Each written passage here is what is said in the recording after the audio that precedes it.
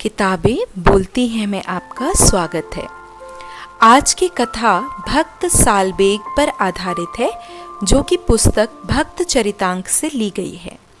निर्मल मन जन सो मोहि पावा, मोहि कपट छल छिद्र न भावा। भक्त सालबेग इस कहावत को पूरा करते हुए अपनी उच्च भक्ति द्वारा भगवान को भी अपने वश में करने वाले हुए हैं। आज भी जगन्नाथपुरी में रथ यात्रा के दौरान भगवान जगन्नाथ का रथ भक्त सालबेग की मज़ार के आगे 2 मिनट के लिए ज़रूर रोका जाता है। क्यों और किस लिए, आइए कथा के माध्यम से जानते हैं। भक्त सालबेग के पिता लालबेग नामक शक्तिशाली मुगल सरदार थे, जिन्होंने एक विधवा ब्राह्मण कन्या का अपहरण कर उससे विवाह किया, जो कि भक्त सालबेग की माता थी। इस प्रकार भक्त सालबेग का बचपन मुगलों के बीच में बीता। सालबेग बचपन से ही युद्ध कला सीखने लगे थे। युवा होने पर वह अस्त्र शस्त्र चलाने में पूर्णतः निपुण हो गए। अपनी शूरता का उन्हें बहुत अधिक गर्व था। अपने पिता के साथ वह एक बार एक युद्ध में गए। उसके युद्ध कौशल तथा पराक्रम को देखकर वहां सब लोग दंग रह गए। परंतु शत्रु के किसी सैनिक ने पीछे से सालबेग के सिर पर तलवार मारी। गहरी चोट खाकर वह गिर पड़े। सेवक उसे शिविर में ले आए और जब वहां मरहम पट्टी से घाव ठीक नहीं हुआ तो उसे घर भेज दिया गया।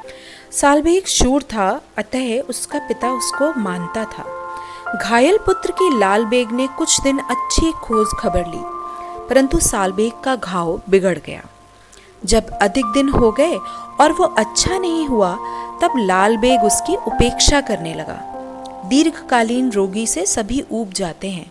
संसार में सब स्वार्थ के संबंध है।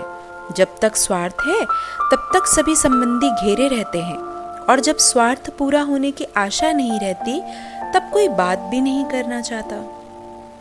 सालबेग से अब यह आशा नहीं थी कि वह अच्छा होकर किसी काम आ सकेगा। जैसे जैसे उसकी बीमारी के दिन बीतते गए, पिता की उपेक्षा वैसे वैसे बढ़ने लगी। अंत में लालबेग ने उसकी खोज खबर लेना बिल्कुल छोड़ दिया। परंतु सालबेग की माँ, जो भूख प्यास भूलकर दिन रात रोगी पुत्र की शैया के पास बैठी उसकी सेवा करती रहती थी। एक दिन सालबेग का कष्ट बहुत बढ़ गया। वह अपने जीवन से निराश हो गया। वह रोते हुए माता से अपने अपराधों की क्षमा मांगने लगा। तभी माता ने बड़ी कठिनता से अपने आंसुओं को रोककर उससे अपनी जीवन की सारी व्यथा बताई और बताया कि तू मेरा ब्राह्मणी का पुत्र है, जिसका तेरे पिता ने अपहरण कर लिया था। फिर उसकी माँ ने उससे कहा, बेटा, भगवान ही तेरी रक्षा कर सकते हैं। वे आनंद कंद नंद नंदन ही सब देवों के राजा हैं। उनसे बड़ा दूसरा कोई देवता नहीं है। वे बड़े दयालु हैं। तू कपट छोड़कर विश्वास पूर्वक उन गोविंद का भजन कर। वे तेरे सब रोग दूर करेंगे। सालबेग ने पूछा, माँ, मैं तेरा कहना करूंगा, पर तेरे वे भगवान हैं कैसे, रहते कहाँ हैं, और मैं कैसे उनका भजन करूं? लालबेग के घर में आने के बाद से आज तक सालबेग की माता को किसी के मुख से भगवान श्री कृष्ण का नाम भी सुनने को नहीं मिला था। आज रोगशैया के पास पड़े पुत्र के पास बैठकर उसने श्री कृष्ण कथा पुत्र को सुनाई। मयूर मुकुटधारी वनमाली पीतांबर परिधान त्रिभंग सुंदर मदन मोहन के स्वरूप का उसने भली प्रकार वर्णन किया, और उसने पुत्र को श्री कृष्ण नाम जप करने को कहा। उसने कहा, बेटा, श्री कृष्ण का भजन मूल विश्वास है। तू मन में किसी प्रकार का संशय मत आने देना कि भगवान मुझे दर्शन देंगे या नहीं, मेरा रोग दूर होगा या नहीं। इस प्रकार संदेह करेगा तब तो कोई लाभ नहीं होगा। यह विश्वास करते हुए भजन कर कि अवश्य दयालु श्री कृष्ण मुझ पर दया करेंगे। अचल श्रद्धा से तू उनका चिंतन कर, 12 दिनों में वे अवश्य तुझे दर्शन देंगे। सालबेग ने नेत्र बंद कर लिए। उसकी जीभ अविराम कृष्ण कृष्ण का जप करने लगी। भगवान नाम की अतुल शक्ति से उसका बाह्य ज्ञान लुप्त हो गया। उसके अंतःकरण में मुरली मनोहर की दिव्य मूर्ति प्रकट हो गई। उसका हृदय आनंद से उछलने लगा। अपने आप बिना जाने ही वह उन नवघन सुंदर की मानसिक पूजा करने लगा। देखते देखते 11 दिन बीत गए। सालबेग ने कहा, माँ, मालूम होता है कि भगवान को मेरा मर जाना ही पसंद है। वे इसी से मुझ पर दया नहीं करते। रोगी सालबेग कहाँ तक धैर्य रखे।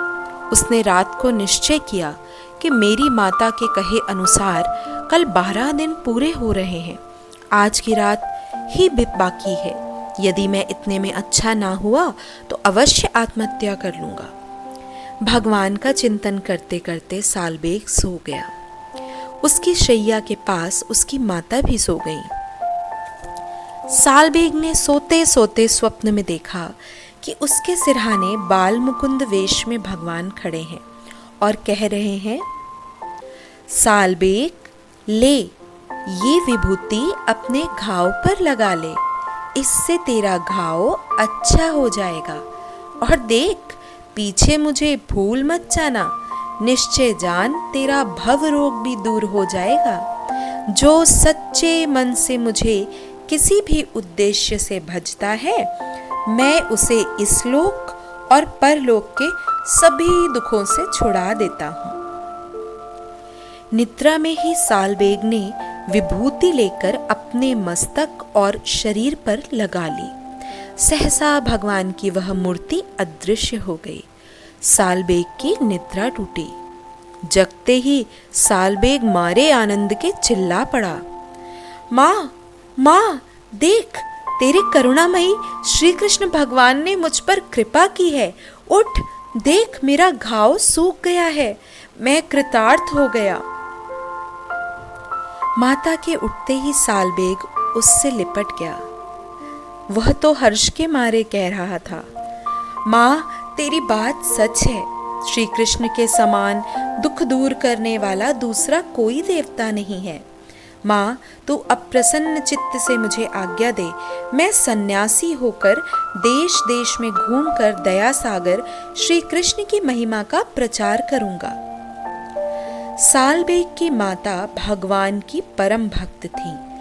उसने कहा, बेटा, श्री कृष्ण ने ही तुझे जीवन दिया है।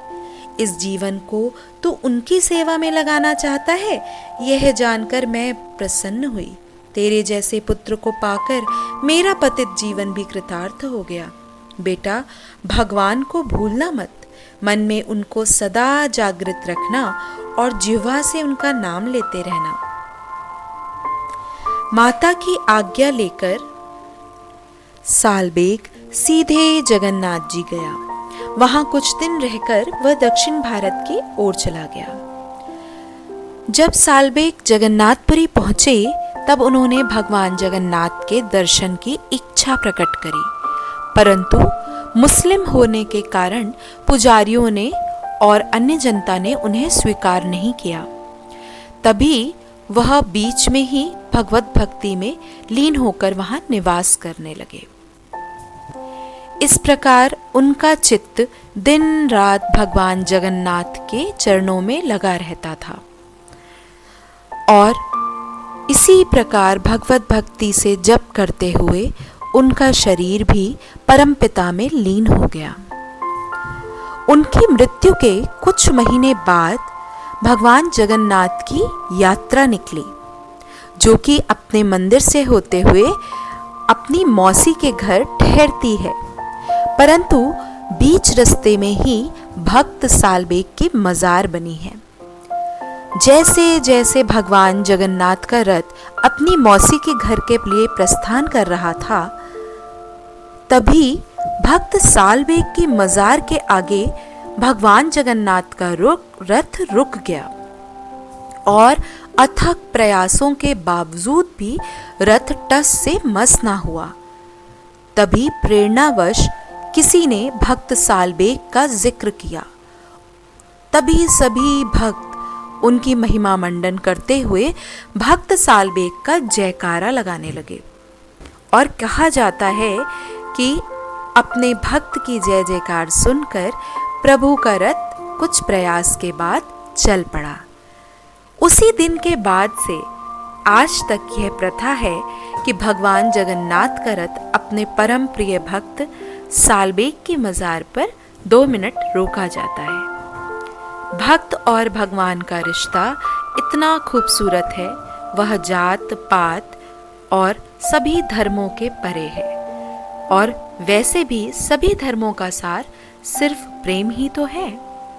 प्रबल प्रेम के पाले पड़कर प्रभु को नियम बदलते देखा। अपना मान टले टल जाए पर भक्त का मान न टलते देखा। तो ऐसे थे भक्त सालबेग। आज की कथा यहीं समाप्त होती है। जय श्री कृष्णा।